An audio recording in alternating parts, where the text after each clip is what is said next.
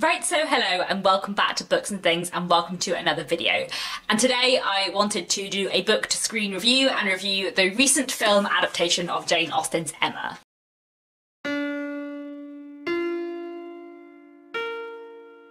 So, before I get into talking about the film, I did just want to tell you a little bit about Emma, the book itself. This is going to be an entirely spoiler-free video, so don't worry if you haven't read the book yet or seen the film. Emma is an absolutely wonderful novel. I love Jane Austen a lot, and this one is great. It follows our main character Emma, who is rich, handsome and clever, with little to trouble her in the world. Emma lives with her hypochondriac father, and until the very beginning of this book has lived with a governess. But at the beginning of the book, her governess gets married and leaves the house. Emma, at 20, finds herself lonely and starts this new friendship with a local girl called Harriet Smith, who is from a sort of class beneath her, effectively.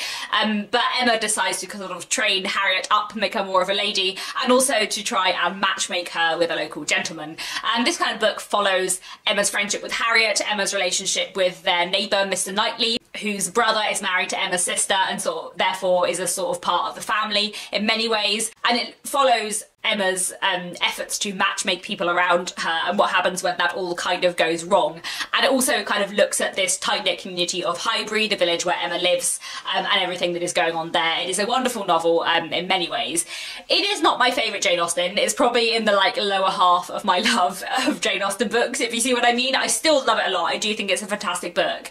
But I find it as a novel a little bit slower than some of her other novels. However, it is one of my favourite Jane Austen books, possibly my favourite Jane Austen book to see adapted on screen, because I think it works wonderfully on screen. I find it really interesting that my two favourite Jane Austen books are Pride and Prejudice and Mansfield Park, but I have never seen an adaptation of Mansfield Park that I liked, and while I do enjoy the 1995 and the 2005 Pride and Prejudices, actually my two favourite Jane Austen adaptations have always been the 2008 TV adaptation of Sense and Sensibility and the 2009 TV adaptation of Emma. And possibly now, the 2020 film adaptation of Emma, because that was pretty amazing, but more on that in a minute. There are a few different reasons why I think Sense and Sensibility and Emma adapt so well to screen. With Sense and Sensibility, I think it's partly because that's my least favourite book, because I think there are flaws in the writing rather than flaws in the plot, and often films and TV adaptations kind of fix those flaws for me. But I have talked about this in the past, so I'll link videos down below. But Emma, I think, adapts itself incredibly well to screen, partly because the plot is a little more self-contained, in that the whole of Emma takes place in one place. It all takes place in this village of Highbury. They don't go further than that, which is different to the majority of other Jane Austen books, and I think that just makes it a little bit easier to adapt to screen, because it makes it easier to move things around in the plot if you need, and it makes it easier to cut things down without losing any characters. I also think that Emma as a novel has wonderful characterisation and wonderful character development, which I think is very easy to do on screen with Emma, partly because Emma is such a kind of gregarious, extroverted character in the way that characters like Fanny Price from Mansfield Park aren't. Emma is a character that is really, really easy to adapt fantastically on screen and that works really well on screen. Actually, considering that Emma is one of the longer Jane Austen books, along with Mansfield Park, I think actually the plot itself, if you boil it down to the basics, doesn't actually take too long, and you really can do it justice in a film, which I don't think is true of all Jane Austen books. Partly that is because there's one character in this book, Miss Bates, who is a wonderful character, but goes on a bit, and sometimes in this book there are just 5 pages of Miss Bates, and that is something that works so much better on screen than it does in a book, because it's very, very easy to portray the fact that she is talking a lot on screen without it getting a little bit slow, which occasionally it does in the book, much as I love the book. I just think Emma works really, really well on screen and adapts wonderfully. Before I get on to the 2020 film, I did also want to quickly mention a few other adaptations of Emma. I have seen 3 other adaptations of Emma. One is the 1996 Gwyneth Paltrow adaptation. I did not like that film at all. I don't think it's good. I don't think it captures the book well. I don't think it captures the character relationships well. Gwyneth Paltrow I don't think is a very good Emma, and both her and the actress that plays Harriet Smith have terrible, terrible English accents that just sound awful. It's overacted and it's not quite right, and I would not recommend it at all. There is another film, also from 1996, with Kate Beckinsale playing Emma, which is much better. I do like that film. I haven't seen it for a very long time. I remember enjoying it when I saw it as a teenager, but I've never ever felt the need to rewatch it, mostly because the 2009 adaptation, the TV miniseries of Emma from 2009 with Romola Garai and Johnny Lee Miller, is amazing. and I loved it so much, and I still love it so much that I never felt the need for any other adaptation of Emma because it was so good. And I still do think that 2009 adaptation is amazing. I still think it probably is my favourite, and I still think it's incredibly well acted and well done, and I love that it's long and does get into all of the nitty-gritty and the smaller bits of the book. But also, the new 2020 film is amazing and incredible, and I loved it a lot, and it was huge fun, and it definitely is a contender for one of my favourite Jane Austen films. So, let me move on to discussing the 2020 film. It is a great adaptation. This film was directed by Autumn de Wilde, and the screenplay was written by Eleanor Catton. I was very excited when I learned that this was going to be written by Eleanor Catton because she wrote The Luminaries, which is one of my favourite novels. She's a fantastic historical novelist, so I already had high hopes for this film from the beginning. It is very, very true both to like the spirit and the character of the book. It's very, very funny and witty and entertaining, but also with emotional moments, and it really kind of gets Emma's character and her character development incredibly well. And it's also very true to the plot. They hit all the like big plot points. I can't think of that many big plot points that were cut from the film, though I do feel like there are certain characters who we could have had more of and who we lost bits of, but I'll talk about that a bit more in a minute. Considering how long this book is, I think it does adapt really well to film. As I said, it does adapt to a shorter format well, and actually they managed to hit like all of the big plot points really, really fantastically, and got the like journey that Emma goes on, the kind of character development arc incredibly well. I also think one of the things the film did best was just perfectly capture a lot of character relationships. The relationship between Emma and her father, which is in many ways at the heart of Emma as a novel, was really, really well done in this, because you got a sense both of the kind of dependence he has on her and the difficulty that causes her, but also you get a sense of their fondness for each other. And there's a moment in the film where Emma's upset and her father kind of clearly doesn't know what to do and just like sits down beside her and sits with her, and it's a really, really lovely moment, and you get the sense of their closeness and their kind of connection, but also the difficulties within it incredibly well. I also think the friendship between Emma and Harriet was done really, really nicely. Some of the adaptations I have seen have interpreted Emma and Harriet's friendship in different ways.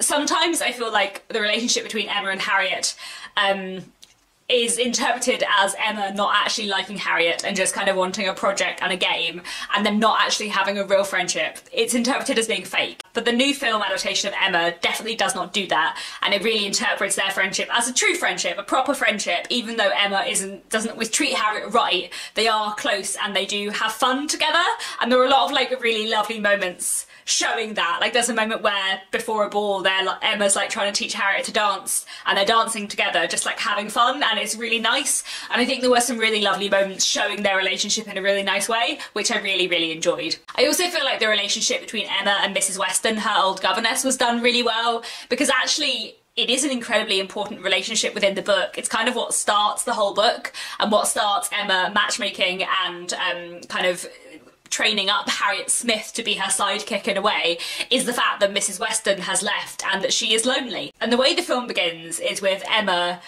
picking flowers from her like greenhouse to give to Mrs. Weston, and it's an incredibly clever moment because basically she has two servants with her, one to like hold a light and one to like prune the plants for her, and the first thing you see of Emma in this adaptation is her just like complete reliance on servants and her sort of poshness and snobbery and thinking she doesn't have to do anything for herself.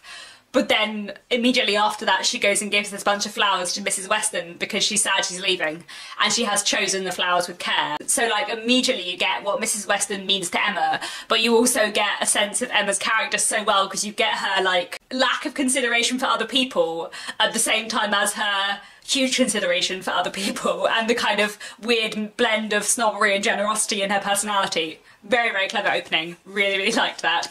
I also think it gets the relationship between Emma and Mr. Knightley very, very well. That is perfectly portrayed and both of them acted brilliantly. And there were some really, really cleverly done moments there which I really, really enjoyed.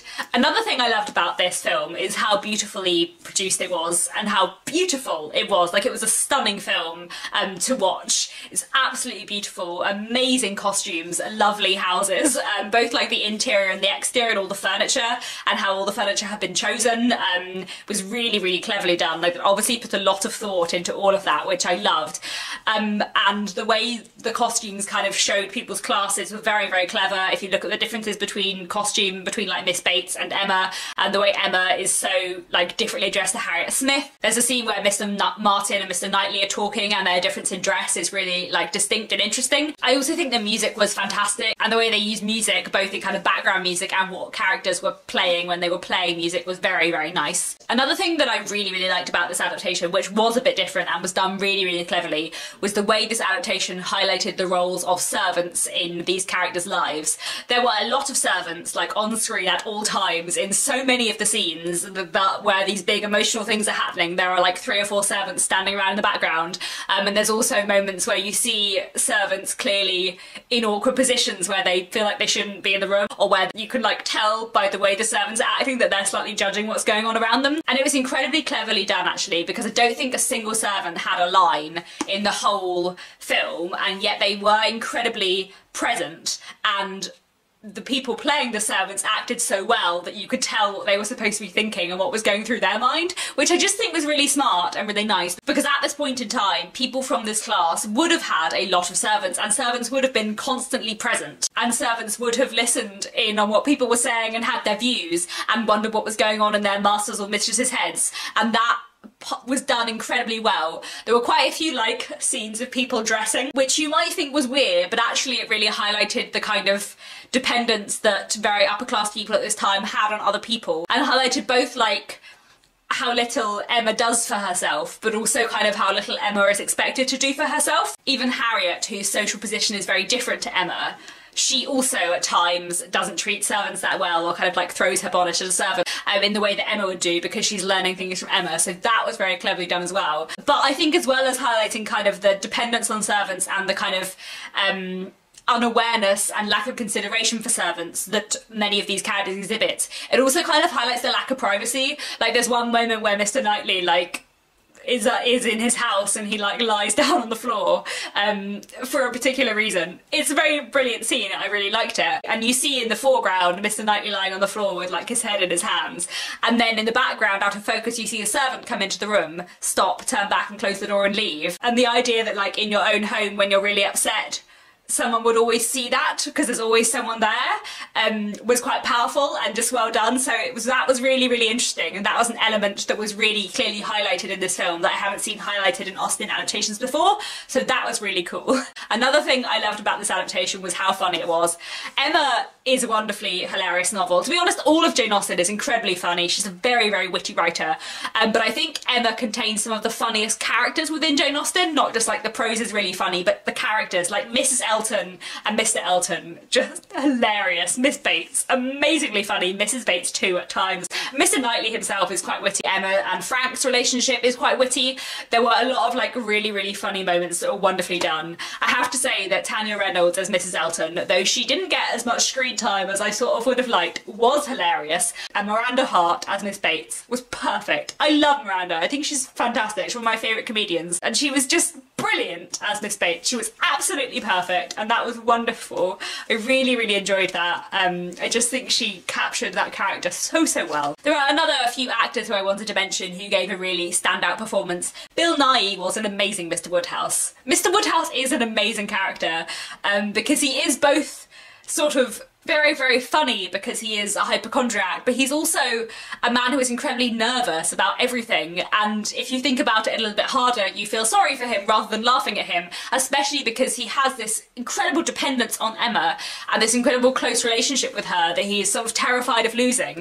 And I think that was done really well, and the film managed to make him both an incredibly funny character but also a character you did really feel for, which was really nicely done. I think Anya Taylor-Joy was a brilliant Emma. I love Romola Garai in the 2009 adaptation, I really do. But I think I like Anya Taylor-Joy even more. She was amazing. She just did so well. All of the emotional range of Emma, all of her snobbery and lack of consideration, her thoughtlessness and her selfishness, but also her emotion and her generosity and her meaning well, and her relationship with other characters was done brilliantly. I thought she just really, really captured the character of Emma so, so well. And I also think Johnny Flynn was an amazing Mr. Knightley. I never thought I would see someone play Mr. Knightley as well as Johnny Lee Miller does in the 2009 adaptation because he's brilliant. But I think Johnny Flynn is just as good. And I feel like the kind of emotional struggles of Mr. Knightley were very brilliantly captured by Johnny Flynn in an amazing way. Mr. Knightley is my favourite character in Emma, so I feel especially like, I care especially how Mr. Knightley is portrayed, and he did it wonderfully. I think I only have 2 complaints about this adaptation. One is that there was one moment at the end, which is a very emotional moment, and they did something that made it funny, and I can't decide whether or not I think that was right. And it did work, like I didn't hate it, but I don't know that I loved it. And I'm still kind of going round with this in my head. I think it did work, but I also think I would have preferred it if it hadn't been quite like that. But I still really liked it. And the other thing I would say, I think, which means that probably the 2009 adaptation is still probably my favourite more than this, is that though it does hit all the plot points, there were a few characters in particular that I wanted more of, and I think actually you can do Emma justice and you can make a fantastic film out of Emma in just 2 hours, but there are a few things that you can't get quite as much as the 4-hour 2009 miniseries. I think I would have liked a bit more of Jane Fairfax as a character. I think I would have liked a bit more of Frank Churchill. There's a particular scene in the book that I think can change your reading of him, and this scene was not in the film. And I get why, and I don't think it's crucial, and it is not in many films of Emma, though it is in the 2009 adaptation, but I think that scene is quite important for how you read him as a character, and therefore his plot arc, so I missed that. I also could have done with more Mrs. Elton, because she's so funny, and she's so hilarious, and she's such an awful, awful, but wonderful character, very like Caroline Bigley in many ways. But to be honest, all of those things and all of those reasons why I want more of these particular characters is because the film was so good and the acting was so good that I wanted even more of these particular people. So yeah, overall, I loved this a lot. It was a fantastic adaptation, really, really well done. So funny, so well shot, beautiful, really nicely done. And that additional like focus on the servants in the background was a really clever extra element that I thought really like lifted this film and made it extra special and extra incredible. And it's very exciting to see an adaptation of Emma, an adaptation of David Copperfield, and an adaptation of Little Women very close together. I haven't seen Little Women yet, I will at some point, but I'm hoping this means we're gonna like start a new period drama trend again, because the 2000s were fantastic for period dramas, and there were many, many, many incredible period dramas, and the 2010s much less so, but hopefully there are going to be more now. Maybe a trend is beginning. That would make me very, very happy. So yeah, this was a wonderful film. Highly, highly recommend it. Absolutely incredible. Do go and see it if you haven't already, and if you have seen it, let me know down in the comments what you thought of it. And that is all for now. Thank you so much for watching, and I'll be back very soon with another bookish video.